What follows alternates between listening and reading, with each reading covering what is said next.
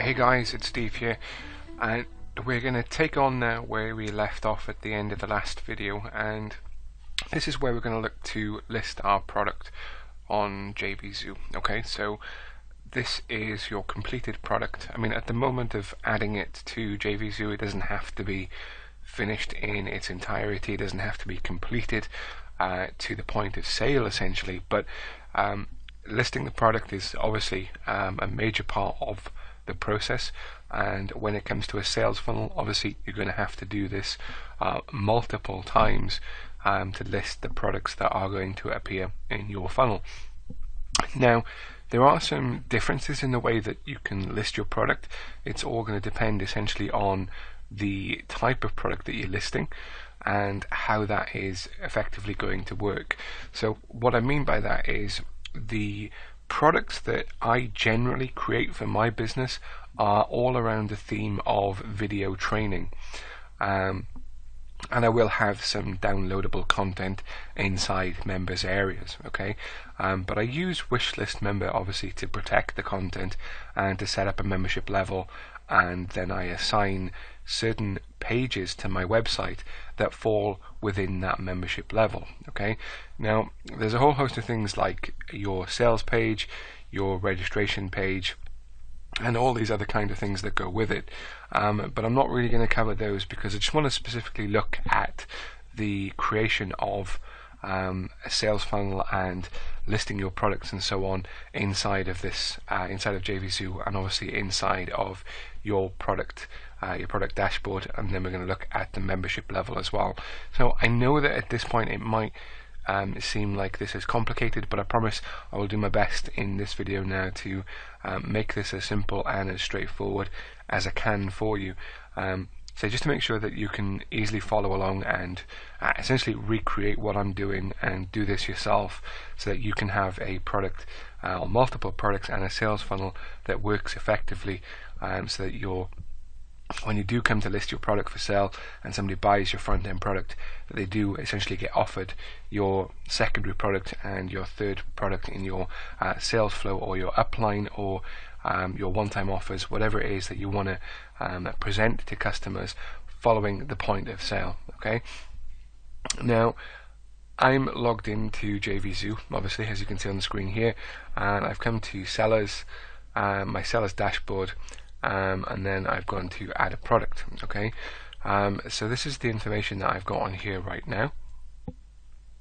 Bear in mind they do have video tutorials on how to set up products in JVZoo, so this will take you to a YouTube video, and obviously you're at liberty to click that and go ahead and watch JVZoo's version as well. That's obviously really helpful. Sometimes I find that the JVZoo videos aren't as up to date as the website, so you might want to bear that in mind if you do decide to go and look there, but you are getting solid advice from the guys behind JVZoo who run JVZoo, so they know their website inside out, and you know, even if it's not as up to date, you still get a good grounding of information about how this whole process works. Okay, now this is the bit that, through calls I've had with many of my members of products, this is the bit that they actually struggle with. Generally, one of the biggest problems they have is being able to list a product, because there's a lot of options, a lot of boxes that they don't know what to put where, and they say because they feel like they're stalling, then that often puts them off from getting their product live. Okay, but I promise you, once you've done this maybe once, twice, a couple of times, you know, a couple more times than that, it does become relatively straightforward.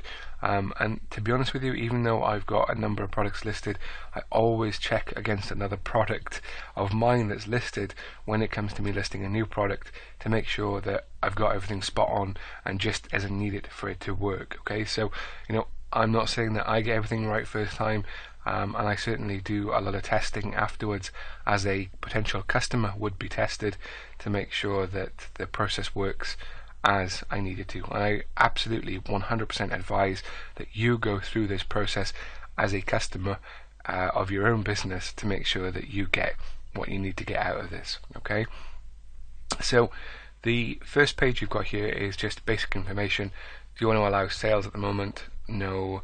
Do you want to show the marketplace? No. The launch date and time, It says the product will not be visible in the marketplace until this time. So if you set a date in there, obviously you can decide when this product is going to go live. So at the time of recording this video, we are April the 13th. So I could set this to next Monday, and just set that date there, and 3 PM is the time. To be honest, I don't think it really matters about time. I know some people will have tested when it's best to go live, but generally when you've got a launch on which is 3 days or 7 days or something like that, then your affiliates will have a chance to mail out as many times over that time frame as they see fit, and they will probably have their own time scales to they'll know what the times are that are best for their audience and so on. Okay, so as long as your product's live at a sensible time, there's no point sticking it up for sale at 1 o'clock in the morning and expect sales that very same night, although that can certainly happen. You need to bear in mind that the people aren't going to pick up their emails until the following day, maybe first thing in the morning, or obviously if the customers are working, then chances are they'll pick them up at 5, 6, 7, 8 o'clock at night the following day. Okay, not many people are online checking their emails at 1 o'clock in the morning. But like I say, for you generally this is just a starting time. I normally put mine at 9 AM on a particular day, and I have on occasions, as the time suggests there, I put it at 3 PM on a certain day. For EST, so Eastern Standard Time, I'm 5 hours ahead of that, so it makes it around 8 o'clock in the evening with me, being in the UK. So that generally means for me that people are active and online and checking their emails around 8 o'clock onwards in the evening, maybe up until about 10 o'clock. So any emails that come through from affiliate partners at that time, generally I can notice sales coming in pretty much immediately when I set the time to that. Okay, but overall, looking at, like I say, a period of about 3 to 7 days when launches take place, I haven't noticed any difference really in the amount of sales that come through, in total, as opposed to the first day. So enough jabbering on about that. Your product name, so this is as the product will appear in the marketplace, and also what appears on the customer's receipt as well. So you can call this whatever your product name is. I've got WordPress 111 on this just because it links up with the membership level that I created in the last video. Currency, I've set mine to US dollar. That's what I set all my products in. I have got one product listed that's set to GBP, so Great British Pounds, and that is for a very select market that one of my website design businesses works in, because I deal completely with UK based businesses. They don't deal in US dollar, they deal in British pounds, so to save confusion, it's all done through pounds.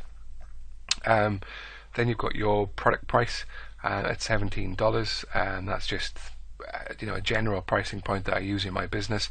I can start off at around $9.95 and work my way up to $27, about that generally for front end products, and then anything up to $197 for a back end product. Now, one thing I want to highlight at this point is if you are selling your product in US dollars, then you will need to set your PayPal account up to accept US dollar payments, or to allow your PayPal account to deal in US dollar payments. Okay, if you don't do this, then your sales will not go through, unfortunately. So you do need to change that inside of PayPal.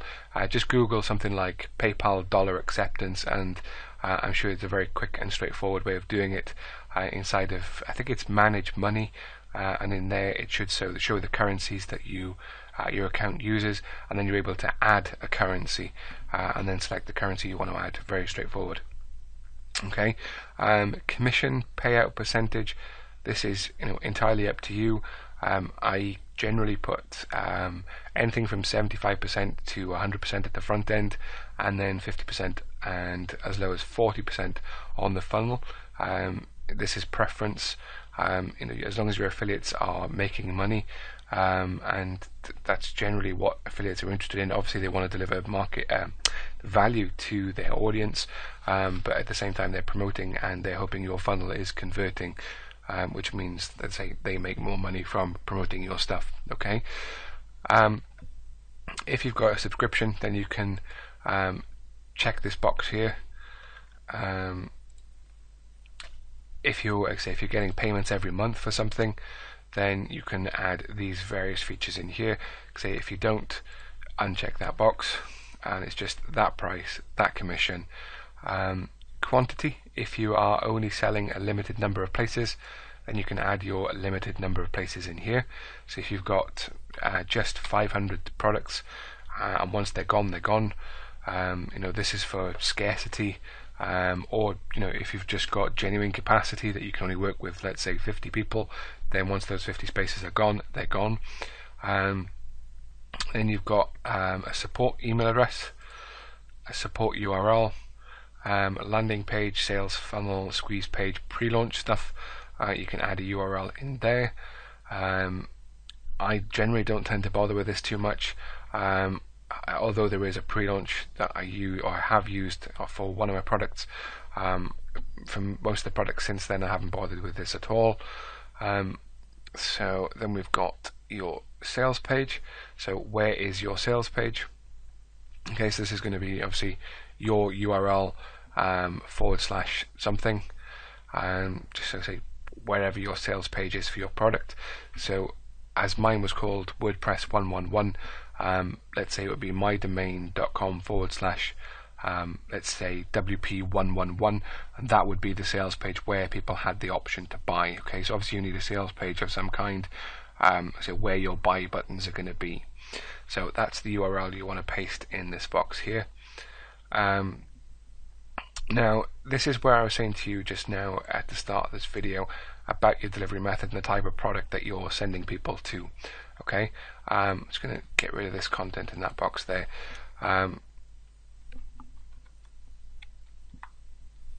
Now what you have here is a protected download.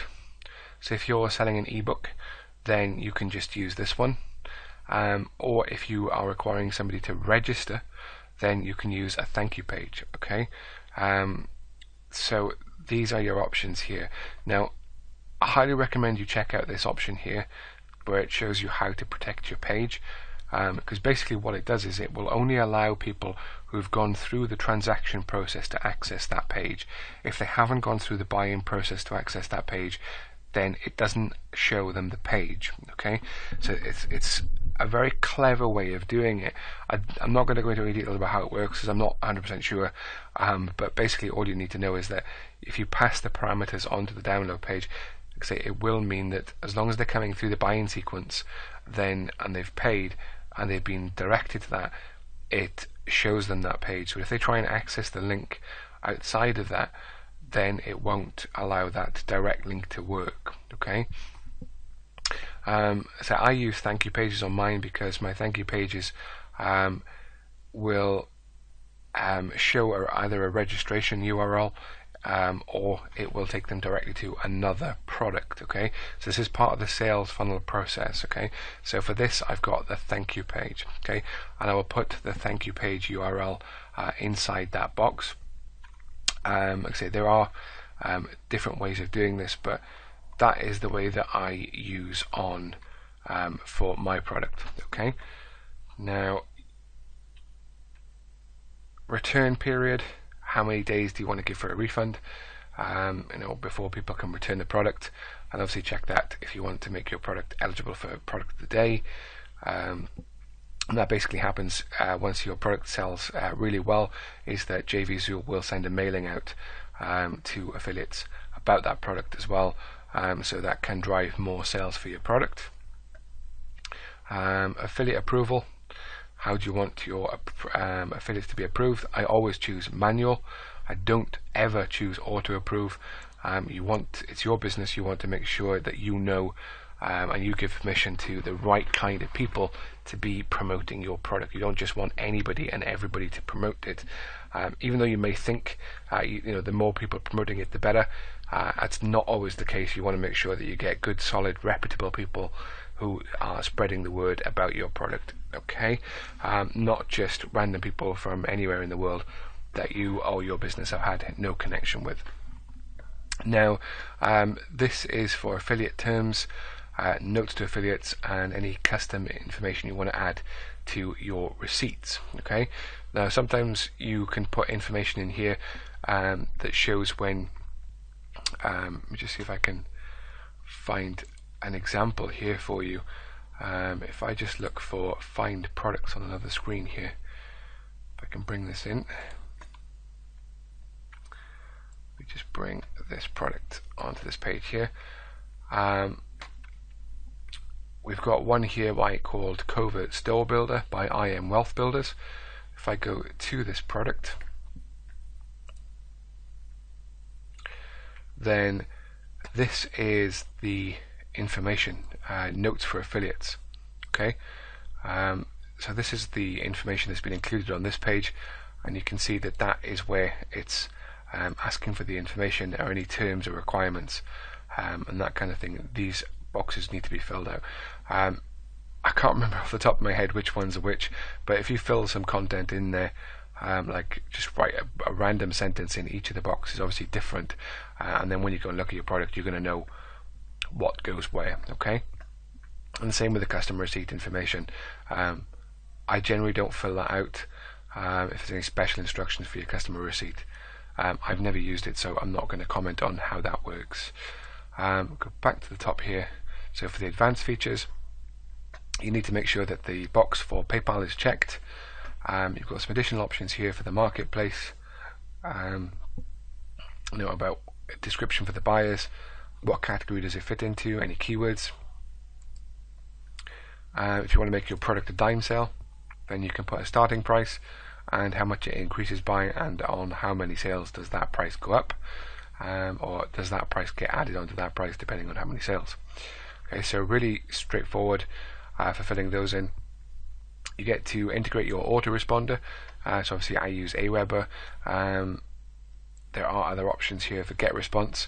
Now I was going to talk to you about the get response thing here, but there's a warning here. It says not using get response can hurt your business. Other autoresponders require unnecessary steps that can cause you to lose opt-in subscribers. Watch this quick video to see how this happens. Get an get response account here and get instant single opt-in on purchase. So what that means is that when a customer buys, they automatically get added to your mailing list, whereas with the other autoresponders that are on there, you have to either manually add them or you ask them to opt in once they've purchased. Okay, so it don't become an automatic addition to your mailing list, which obviously means that you get less subscribers to your mailing list than by doing it another way. So you fill these boxes out with your Aweber list email and form ID if you're using an Aweber form.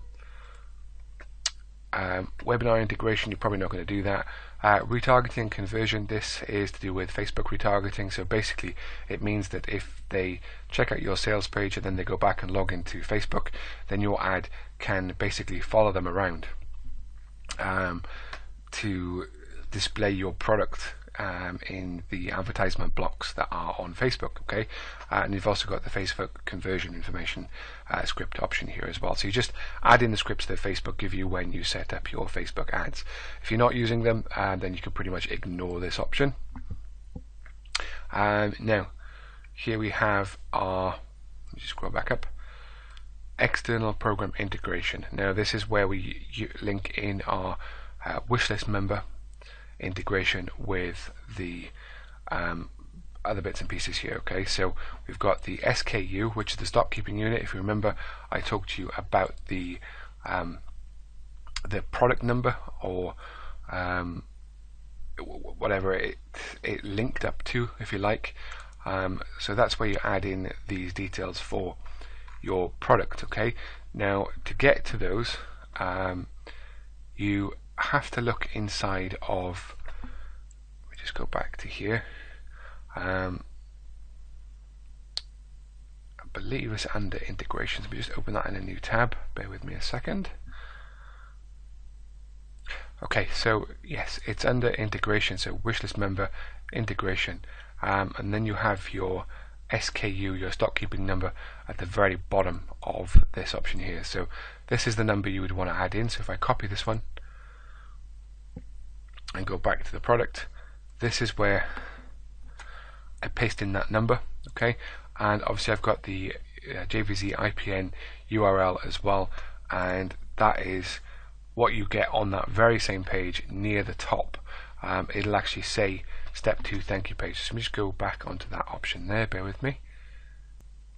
Okay, so near the top of the integration page you have your thank you page and JVZ Ipn URL. So you want to copy the URL that you see beneath where I'm highlighting. So just beneath there will be a URL that you can copy, and you need to paste that in 2 locations on your page. Okay, so you need to paste that into this page here, and you also need to paste it in this section here. Okay, so your thank you download page, that URL goes in there, and the same one goes in this section here. Okay, so copy and paste those 2 in, and you're good to go. Now, the only other option I use on here is the PayPal Ipn Forwarding that you can set up yourself. I do recommend that you do this because this basically allows you to notify PayPal, and the message comes back that it's about the way transactions are processed between your JVZoo account and your PayPal account. Okay, so follow the instructions for that one there. And that will give you a set code or a URL with an ID in it that you can use to set up for your own. Okay, so that's basically it for setting a product up. I know we're looking at nearly 20 minutes of this video, but the next video I'm going to show you how to set up the actual sales funnel inside of that. So between this video and the next video, I'm basically going to create and add 2 more products into my JVZoo sellers dashboard, just so I can add these products in so you can see how they look inside of the sales funnel. So I look forward to catching up with you in the next video. Bye for now.